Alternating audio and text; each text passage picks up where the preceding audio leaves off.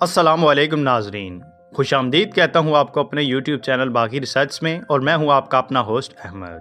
ناظرین، یہ بات ہے 1969 کی کہ جب ایران ایک غریب اور ترقی پذیر ملک ہونے کے ساتھ ساتھ سیاسی عدم استحکام اور انارکی کا بھی شکار تھا، جہاں پانی، تعلیم اور طبی سہولیات کا سخت فقدان تھا۔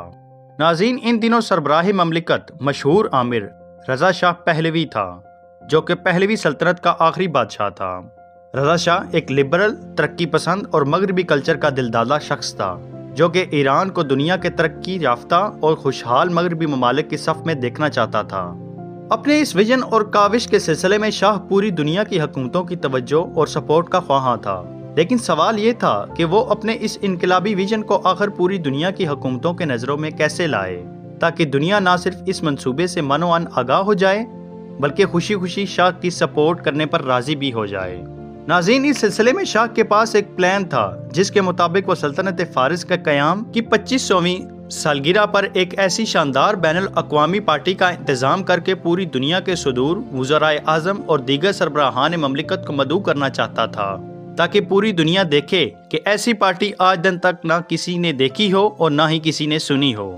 ناظرین، 1971 میں سائرس اعظم کے ہاتھوں سلطنت فارس کے قیام کو پورے 2500 سال مکمل ہو رہے تھے، اور شاہ نے یہ پارٹی اسی موقع پر منعقد کرنے کا فیصلہ کیا۔ لیکن سوال یہ تھا کہ اس قدر بڑے پیمانے اور اتنی شاندار تقریب کہاں پر منعقد کی جائے۔ اس وقت ایران میں کوئی ایسا شاندار ہوٹل یا کوئی ایونٹ ہال نہ تھا جو کہ اس پارٹی کے شایان شان ہو۔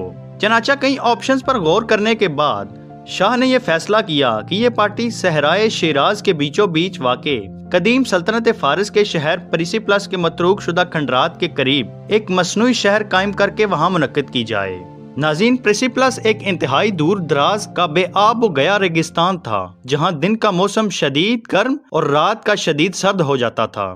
نہ وہاں آنے کا کوئی رستہ تھا اور نہ ہی کوئی جانے کی سہولت۔ ناظرین، کام کا آغاز کرتے ہوئے سب سے پہلے پریسیپلس کے کھنڈرات کے 30 مربع پر جہازوں کے ذریعے زہریلا سپرے کر دیا گیا، جس کے بعد اس سارے علاقے سے ایک ٹرک کے برابر سانپوں، بچھوؤں اور دیگر جانوروں کی لاشوں کو اٹھا کر وہاں سے ہٹا دیا گیا۔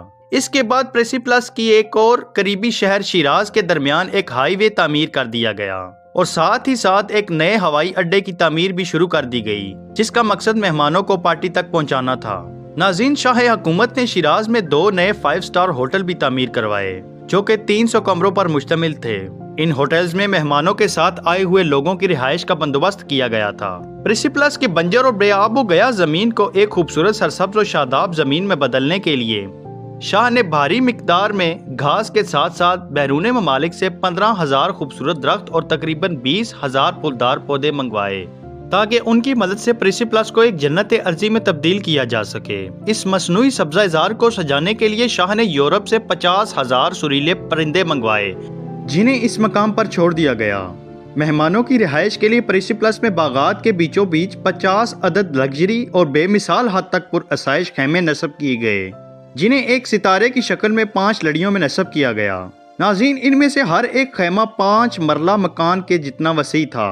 دنیا کے مہنگے ترین رنگا رنگ دلکش فرنیچر، پردوں، پینٹنگز، ڈیکوریشن اور قالینوں سے مزین ایئر کنڈیشنڈ خیمے میں 2 bed room, 2 bath room, 1 sitting روم اور 1 کچن بما 24 گھنٹے کک اور ملازمین کے موجود تھا۔ ہر خیمہ ایک ملک کے مہمانوں کے لیے تھا۔ ناظرین، رہائش کے ساتھ ساتھ مہمانوں کی توازو کے لیے شاہ نے دنیا میں دستیاب سب سے عمدہ اور لذیذ کھانوں اور سب سے مہنگے مشروبات کا انتظام کیا تھا، اور اس سب کا انتظام شاہ نے اس دور کی دنیا کی سب سے بہترین ریسٹورنٹ میکسیم کے ذمہ کیا تھا، جس کا تعلق فرانس سے ہے۔ میکسیم نے یہ سامان کئی پروازوں کے ذریعے یہ پریسیپلس منتقل کیا۔ اس میں سبزیاں، پھل، دودھ، انڈے، ہرن کا گوشت اور کئی قسم کی شراب تھی۔ ناظرین، کیونکہ اس دعوت پر پوری دنیا کے سربراہان مملکت نے شرکت کرنی تھی، تو ظاہر ہے اس کی سیکیورٹی اپنے آپ میں ایک بہت بڑا ایشو تھا۔ اس مقصد کے لیے شاہ نے 65,000 فوجیوں اور پولیس اہلکاروں کو پریسیپلس اور اس تک پہنچنے کے سبھی رستوں پر تعینات کر دیا، اور پارٹی کے ایام میں شاہ نے ایران کی سبھی سرحدی گزرگاہوں کو مکمل طور پر سیل کر دیا۔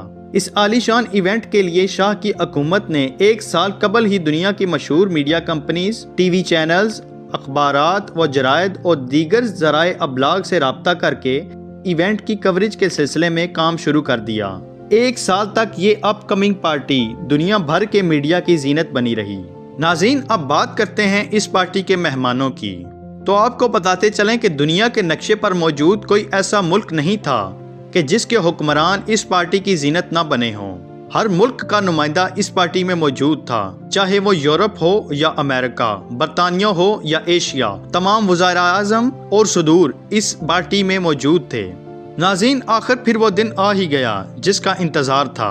नाज़रीन, 14 अक्टूबर 1971 का दिन आया, जो इस पार्टी का पहला दिन था कि जब शाह ईरान मेहमानों के इस्तकबाल के लिए खुद शिराज पहुंचा।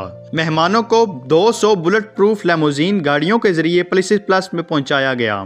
इस सपहर तकरीबात का आगाज हुआ और शाह ने सब मेहमानों से एक मुख्तसर खिताब किया, जिसमें उसने अपने मुल्क के अजीम माजी और पुरउम्मीद मुस्तकबिल का जिक्र किया। जिसके बाद सभी मेहमानों को उनके खैमों तक पहुंचा दिया गया। दुनिया की तारीख में पहली मर्तबा कुर्रा अर्ज से इतनी बड़ी तादाद में बाअसर शख्सियात एक मकाम पर इकट्ठी हुई थीं। शाम के वक्त मेहमानों को एक बड़े हॉल में कायम सोशल क्लब से मुस्तफीज किया गया, जिस क्लब में एक इस्तकबालिया, एक शराब खाना, एक रेस्टोरेंट और एक जुआ खाना मौजूद था। साथ ही यहाँ 20 मेकअप सैलून और हेयर ड्रेसिंग सैलून, 4 सैलून बराए मर्द हजरात भी कायम किए गए थे, जिनके लिए पूरी दुनिया के टॉप के मेकअप आर्टिस्ट और हेयर ड्रेसर्स को बुलवाया गया था। इस शब रजा शाह पहलवी ने दूसरे बड़े हॉल यानी बैंक्वेट में सभी मेहमानों को एक शानदार डिनर पर ज्वाइन किया। इस बैंक्वेट का एक एक इंच दुनिया के सबसे माहिर और महंगे प्रोफेशनल डिजाइनर ने तैयार किया था। कीमती फर्नीचर, खूबसूरत फानूसों और सोने और चांदी के बर्तनों का जिक्र ना करना तो नाइंसाफी होगी। नाज़रीन, डाइनिंग टेबल की लंबाई 70 मीटर थी, जिस पर बिछे कीमती कपड़े को तैयार करने के लिए 125 खवातीन ने 6 माह तक मुसलसल काम किया था। पूरी दुनिया की तारीख में ये पहला मौका था जब 6 बरे-आज़मों और 20 ममालिक के सरबराहान एक जगह खाने की मेज पर इकट्ठे हुए थे। इन 600 मेहमानों को दुनिया के सबसे कीमती और लजीज खानों और दुनिया के सबसे महंगे मशरूबात से महजूज किया गया। नाज़रीन, 15 अक्टूबर सुबह के वक्त प्रेसी प्लस की कदीम खंडरात पर एक शानदार शो मुनक्किद किया गया, जिसमें ईरान के मुख्तलिफ अदवार की अफवाज, लीडर, हथियारों और कल्चर पर मबनी एक शानदार परेड दिखाने का इंतजाम किया गया। इस रात प्रेसी प्लस के खंडरात पर मेहमानों के लिए रोशनियों और आतिशबाजी के एक बेमिसाल मुजाहरे का इंतजाम किया गया, जिसे देखकर सभी मेहमान हैरान रह गए। नाज़रीन, 16 अक्टूबर पार्टी का आखिरी रोज था। निस्फ दिन गुजरने के बाद मेहमानों को इनके खैमों या फिर हॉल्स में एक से बढ़कर एक पुरलुत्फ सरगर्मियों, खेलों और खानों से महजूज किया गया। दोपहर को तमाम मेहमानों को दारुल हुकूमत तेहरान कुछ आम तकरीबात पर मदऊ किया गया और आखिरी रात शेराट टावर पर आतिशबाजी के एक और शानदार मुजाहरे के साथ ही पार्टी का इख्तिताम हो गया। नाज़रीन, बिलाशुबा ये पार्टी एक कामयाब तरीन इवेंट था, जिस पर करीबन $100 मिलियन का खर्चा हुआ था। लेकिन इस पार्टी के इख्तिताम के कुछ अरसे के बाद ही पूरी दुनिया से यह सवाल उठने लगा कि इतने गरीब मुल्क को इतनी महंगी पार्टी देना क्या ज़ेब देती थी।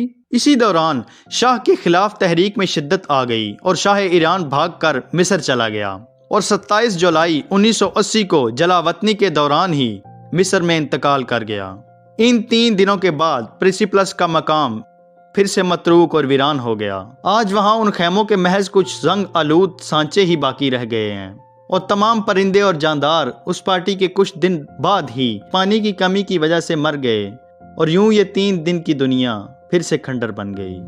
नाज़रीन, अगर आपको हमारी वीडियो पसंद आई हो तो उसको लाइक और शेयर ज़रूर करें और हमारे चैनल को ज़रूर सब्सक्राइब करें, ताकि हर आने वाली मालूमाती वीडियो आप तक बआसानी पहुँचती रहे। तो मिलते हैं अपनी नेक्स्ट वीडियो में, तब तक के लिए अल्लाह हाफिज़।